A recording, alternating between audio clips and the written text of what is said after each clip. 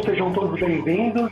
Esse foi o episódio de estreia, o nosso primeiro episódio aqui do nosso podcast Cotidiano da Matemática. A ideia do canal, né, desse podcast, é discutir como que é a vivência dos professores de matemática no dia a dia, né? Trazer questões que outros professores de matemática possam utilizar, né, como experiência, inspirações. Os alunos também podem usar este canal aqui para saber o que os professores esperam deles, né, e estarem melhor preparados para isso. E também para que os pais possam acompanhar aí a vida, né, dos professores de matemática, como está sendo o ano letivo, enfim, né? Esse podcast aqui não é exclusivo só da escola onde nós damos aulas, mas também para abranger várias escolas, várias pessoas, vários públicos, né? Futuramente, né, traremos convidados de outras instituições, da nossa própria instituição, né? Essa é a ideia aqui do nosso podcast. Vou começar me apresentando. Eu sou o professor Alan Araújo, né? Dou aula de matemática há 9 anos. Esse ano completa 9 anos de professor. Tenho formação em matemática, tenho formação em gestão financeira e também tenho uma pós-graduação em educação personalizada, né? No Senac, né, que é a escola que eu trabalho junto com a Vanessa, que vai se apresentar daqui a pouco. No Senac, estou desde o ano passado, foi quando começou o ensino médio na unidade das Nações Unidas. Esse aqui é um pouquinho de mim. Dar as boas-vindas aqui também para a Vanessa Abreu, que vai se apresentar aqui para vocês. Olá a todos, sejam bem-vindos ao nosso canal de podcasts. Então, sou a Vanessa Abreu, também sou da área de matemática e suas tecnologias. Minha formação é na área de licenciatura plena em matemática. Em termos de experiência dando aula, assim, a minha grande oportunidade e toda essa experiência que eu estou adquirindo é graças ao Senac Nações Unidas, que me deu essa oportunidade. Eu já havia, durante o período da graduação, trabalhado com ensino médio, trabalhado também muito com ensino fundamental, com turmas de 6º e 7º ano. Mas a minha grande oportunidade que vai, acrescer muito para minha carreira é junto aqui com o Alan lá nas Nações Unidas, trabalhando com essas turmas do ensino médio. A gente começou trabalhando com o primeiro ano do ensino médio, quando foi inaugurado essas turmas, integrada ao técnico em informática. Daí agora a gente está indo junto nessa caminhada para as turmas de 2º ano. A gente está acompanhando esses alunos. Eu também tenho formação na área de matemática aplicada. Eu fiz meu mestrado em matemática aplicada e atualmente eu também estou no doutorado em matemática aplicada, concentrado em uma área que tem um link com a biologia. Eu sou da área de biomatemática, então a gente estuda muito a propagação de doenças infecciosas, trabalha vários problemas aplicados na biologia usando a matemática como uma ferramenta. A Vanessa é a nossa cientista aqui de matemática, fiquei até com a inveja aqui do currículo. Vamos lá então, né? A ideia então de cada mês aqui do nosso canal de podcast é discutir os assuntos que a gente está vivendo, né? E não só os nossos assuntos, como eu disse antes, vamos trazer convidados, né? Os nossos primeiros convidados serão os nossos próprios colegas do Senac e também trarão experiências do que eles estão vivendo também no primeiro ano do ensino médio, né? O podcast desse mês, né, janeiro, né, a gente voltou de férias agora, as aulas não voltaram ainda, voltam essa semana. Então a gente não tem assim, um assunto específico para discutir. É uma ótima oportunidade para discutir, então, 2020, tá? Então a gente tem alguns assuntos aqui para discutir 2020, e já vamos começar aqui, Vanessa, né? 2020, o começo, né? Tinha-se notícias, né, de pandemia na China, enfim, em outros lugares, mas no Brasil não, em vários lugares do mundo não. Então a gente iniciou as aulas presencialmente no Senac. O Senac, que tem essa metodologia ativa de ensinar de forma significativa as coisas, né? Então o começo no Senac foi muito motivador, até hoje está sendo motivador, porque é o que eu sempre digo, dar aula no Senac é o que eu sempre acreditei sobre educação. Ensinar matemática não só fazer conta, mas sim ensinar de forma significativa.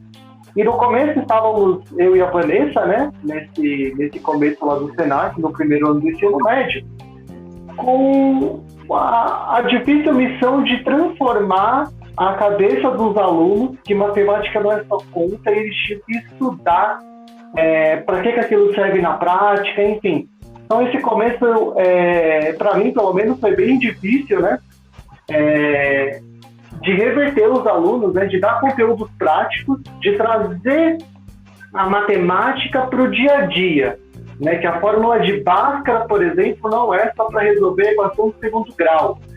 E foram propostas dinâmicas em sala de aula, a gente até chegou a sair para fora da sala de aula, né? Para fazer jogos interativos, né? Para que realmente a equação do segundo grau, foi o que eu dei o exemplo aqui, ficasse gravado, né?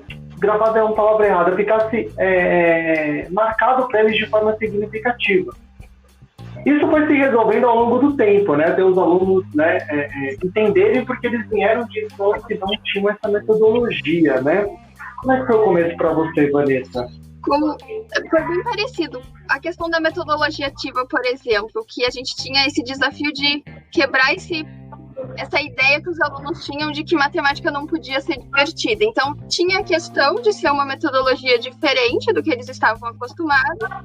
E também trazer isso para as aulas de matemática, no início foi difícil porque tinha essa resistência deles. Algumas atividades que foram propostas em sala de aula eram algo muito diferente do que eles estavam habituados em uma área de matemática, por exemplo. Atividades que, por exemplo, na área de ciências humanas ou na área de linguagens, eles achavam mais ok, eles achavam que tinha a ver. E daí, em matemática, a gente teve que quebrar essa barreira de mostrar que poderia ser legal, que a gente poderia trabalhar com uma atividade de pesquisa, em grupo, em apresentação, e trabalhar aquelas ferramentas ali da matemática, trazendo isso para o cotidiano, mostrando as aplicações. Então, nesse início, tinha essas duas dificuldades. Os alunos estarem totalmente abertos a essa nova metodologia ativa que era proposta pelo Senac. A gente conseguia introduzir isso na aula de matemática e mostrar que matemática poderia ser legal, ser aceito por eles. E daí depois, quando a gente finalmente estava ali pegando o jeito, a gente já tinha trabalhado 2 meses com os alunos, veio a questão da pandemia, porque até então a gente ouvia falar, como o aluno comentou, ouvia-se falar de pandemia lá na China, já estava chegando na Europa, daí veio até o carnaval e tudo mais. A gente ainda também estava se ambientando muito ali, nós, professores e também os alunos, de uma maneira geral. E daí veio a pandemia e parou tudo. E daí um planejamento que a gente tinha ali, que a gente estava tentando colocar em prática, que a gente começava a deixar mais encaminhado, a gente teve que repensar tudo, teve que ter essa adaptação. Então, acredito que esse início, ainda lá no presencial, o mais difícil foi introduzir essa nova metodologia, conseguir trazer isso para a matemática, fazer essas dinâmicas, tentar sempre trabalhar com essas aplicações, mostrar para o aluno que é possível ver uma funcionalidade prática na matemática, porque ela é isso, né? A gente observa a matemática em várias coisas na natureza, em várias coisas no nosso dia a dia. Então, é importante trazer isso para dentro da sala de aula. Exato, né? E isso foi a pré-pandemia, né? Você já deu o gancho aqui para a gente falar sobre a pré-pandemia, né? Porque quando a gente ouviu a notícia que poderia parar por uma semana ou por um mês, aí ficou nessa, a gente volta, não volta. Essa pré-pandemia até fala, não, todos iremos ficar em casa, né? Essa pré-pandemia, ela foi... nem a gente sabia, né, do que ia acontecer, na verdade, se a gente ia voltar ao novo presencial. E ficou nessa, né? Como colocar isso na internet, como colocar o aluno na frente do computador e ainda assim continuar sendo de forma significativa, né? E aí veio a pandemia mesmo, né? Quando falou, não, vamos ficar em casa. E aí, como é que a gente faz agora, né? Eu acho que já é o que a gente viveu nesse primeiro semestre do ano passado, né? O primeiro semestre de 2020 ficou muito isso. Presencial, não presencial, como é que a gente dá a nota, né? E isso, né, puxar o nosso gancho aqui para essa próxima pauta que a gente preparou, o que deu errado. No começo deu muitas coisas erradas, né? Pelo menos para mim, né? A Vanessa já vai comentar, mas deu muita coisa errada, né? Porque eu falei, não, já vai voltar, né?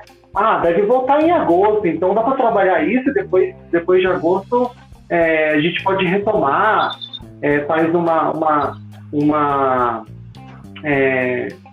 avaliação diagnóstica do que foi perdido, retoma, enfim.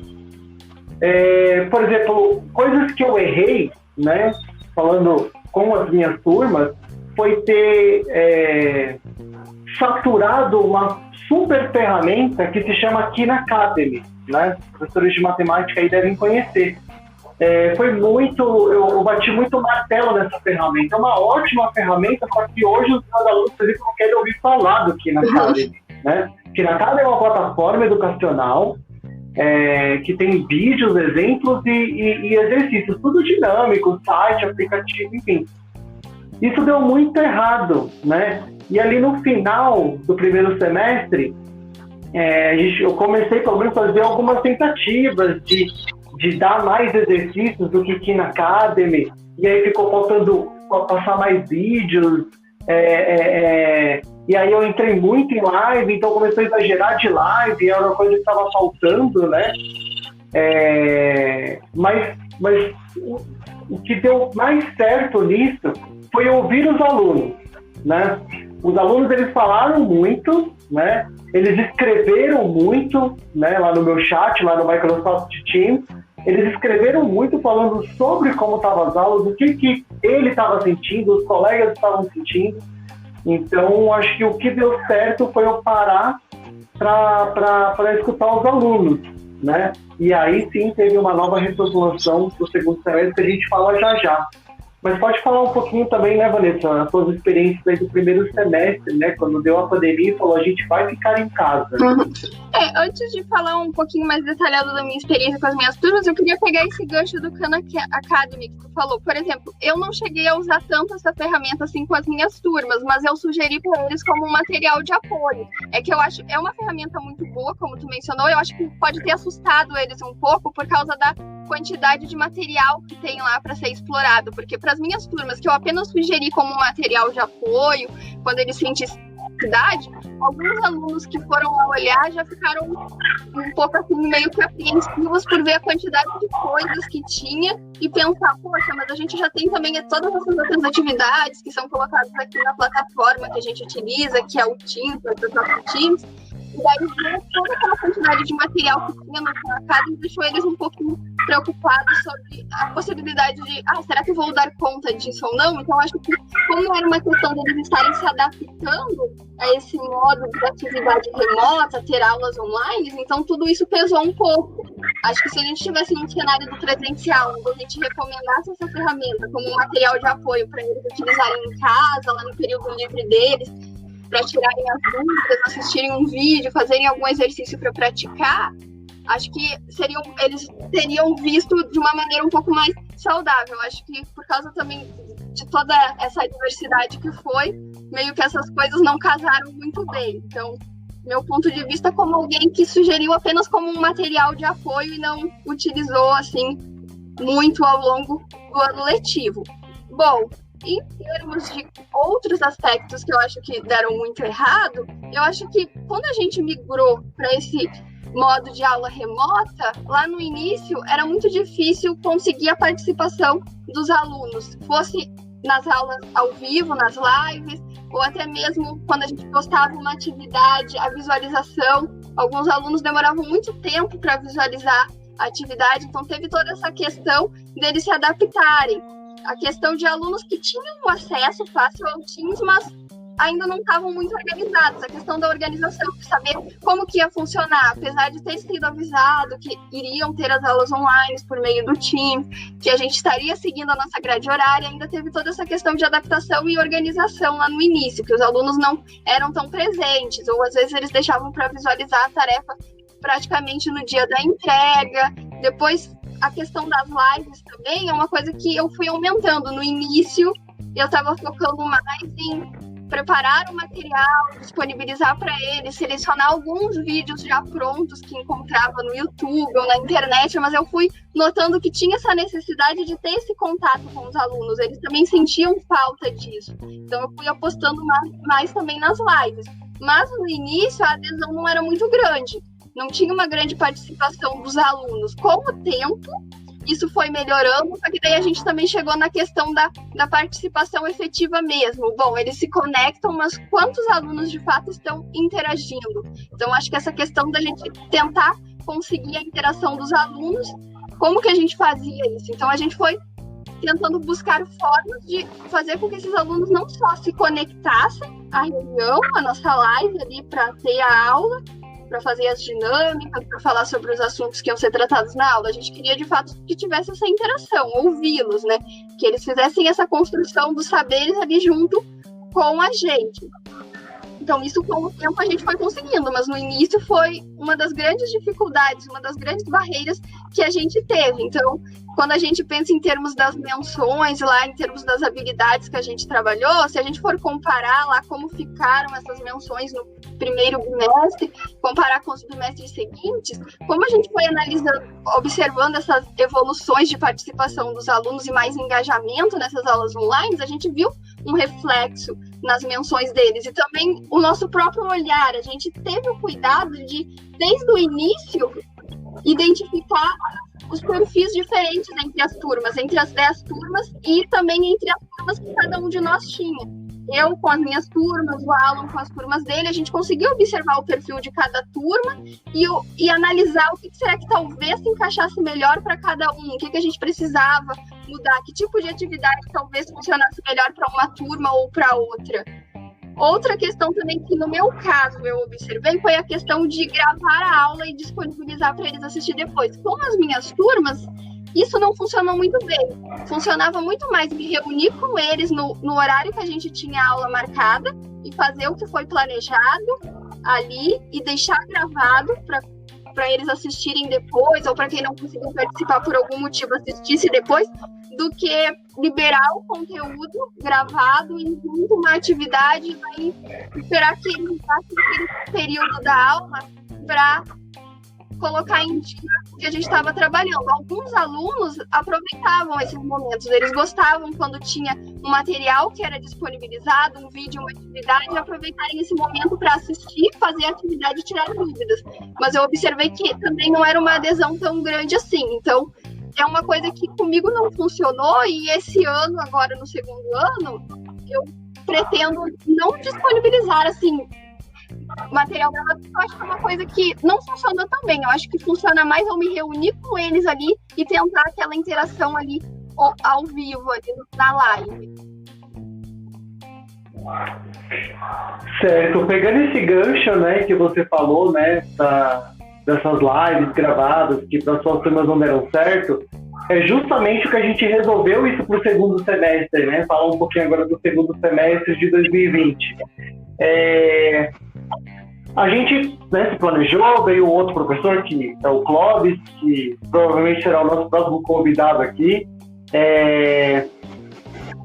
A gente entendeu quem eram as nossas turmas, né? E comigo isso super deu muito certo, né? Eu sempre tive uma adesão muito grande dos alunos, né? De 42 alunos que a gente tinha, quando eu tinha uma audiência muito baixa, assim, né, na live, eu tinha 30, 28, né? Então, normalmente eu tinha bastante aluno conectado. Então, isso era perfil de turma. Isso foi um novo aprendizado para a gente no segundo semestre, né? Quem são as nossas turmas? Para quem a gente está dando aula, né? A gente deu o mesmo conteúdo, só que é o que eu comentei com a Vanessa quando a gente voltou de férias agora, né?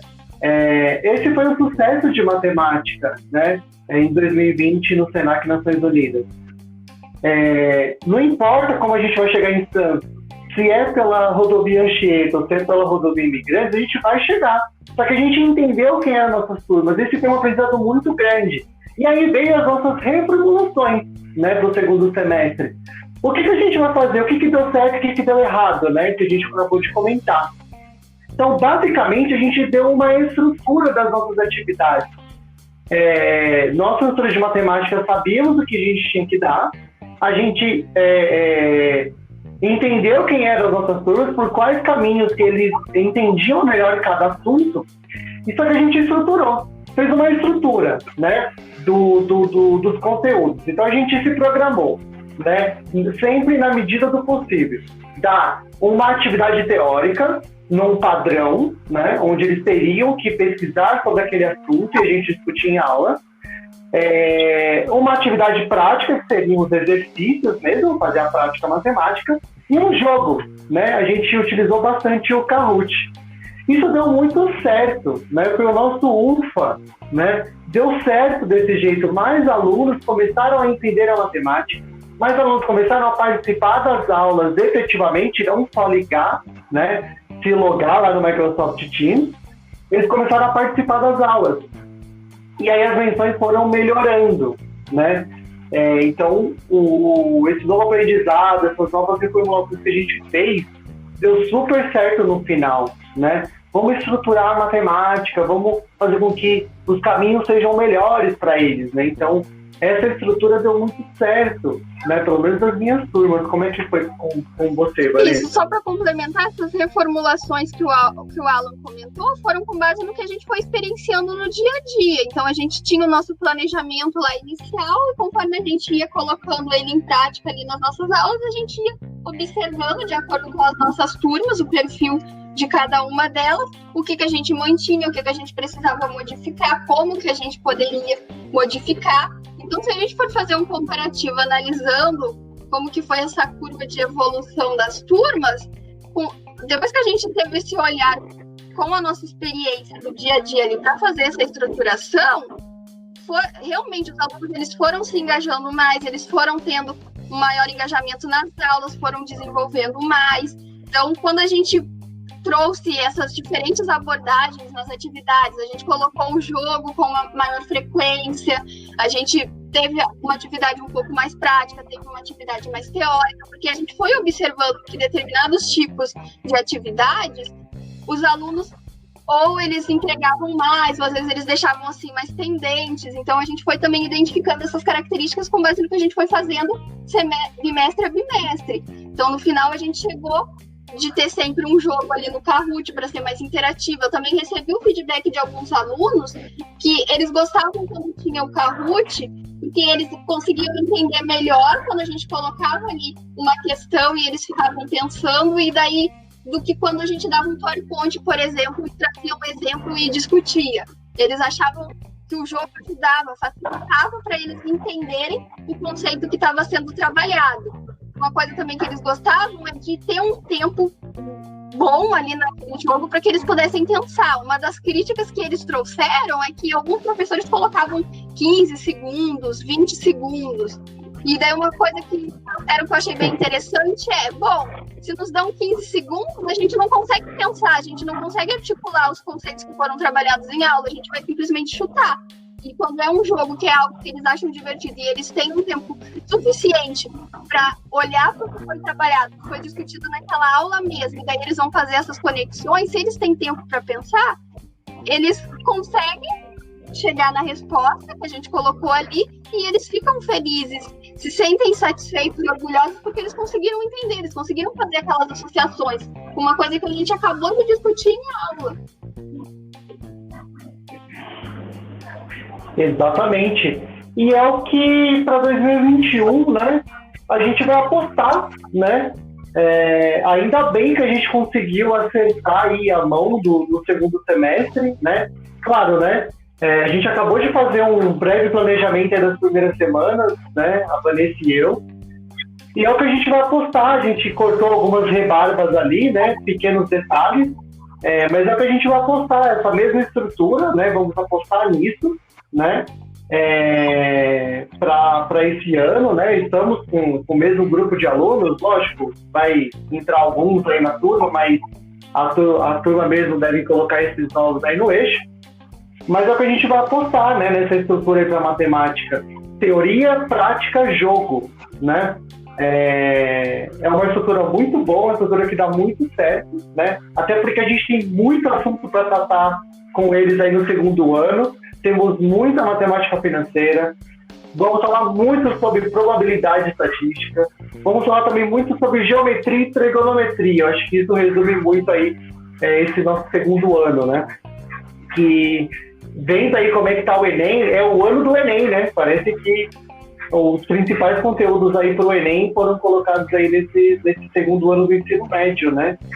E aí a pergunta, né, Vanessa? Estamos prontos? Olha, eu acho que a gente está preparado. Tudo que a gente viveu nesse ano de 2020 aqui, que eu acho que fortaleceu. A gente aprendeu muito. A gente aprendeu coisas novas. Todo mundo teve que se adaptar. Eu não estava acostumada a dar aula no remoto. Acredito que o Alan também não. Então foi um grande desafio para toda a equipe do Senac em si. No início, a gente teve dificuldade assim, com os alunos. A gente teve toda uma questão de adaptação. A gente, às vezes, estava um pouco mais resistente do que a gente ia fazer usando as tecnologias que a gente tinha. Né? Com o tempo, a gente foi inteirando, né? A gente foi buscando ferramentas para tornar mais atrativas as aulas e também mais leves. Uma coisa que a gente usou bastante foram ferramentas, né, tecnológicas, como, por exemplo, o software de GeoGebra, que ajuda na visualização. A gente usou muito nas nossas aulas. E acredito que ainda ao longo desse ano a gente vai usar muito. Mas eu acho que a gente está preparado, sim, para essa aula. E também, Alan, focando também na questão das aplicações. A gente trabalhou muitas aplicações ano passado, e como a gente estava discutindo agora há pouco, a gente vai trazer também essas aplicações, porque a gente nota a necessidade de fazer esse link com coisas mais cotidianas, com coisas do mundo real, quando a gente olha a lista de saberes que a gente tem, quando a gente analisa as habilidades que a gente vai trabalhar com os alunos agora no segundo ano do ensino médio, integrado ao técnico. Exato. Muito bom. Eu acho que isso fica aqui de experiência, né, para nós e para quem está ouvindo a gente agora. Agradecemos aí por todo mundo tá ouvindo. Podem compartilhar também com a gente experiências, tá? Estamos aí nas principais plataformas aí de áudio. Estamos também com um canal no YouTube, tá? O nome do canal é o mesmo para tudo, Cotidiano da Matemática. Eu vou deixar sempre os links aqui nas descrições de cada vídeo.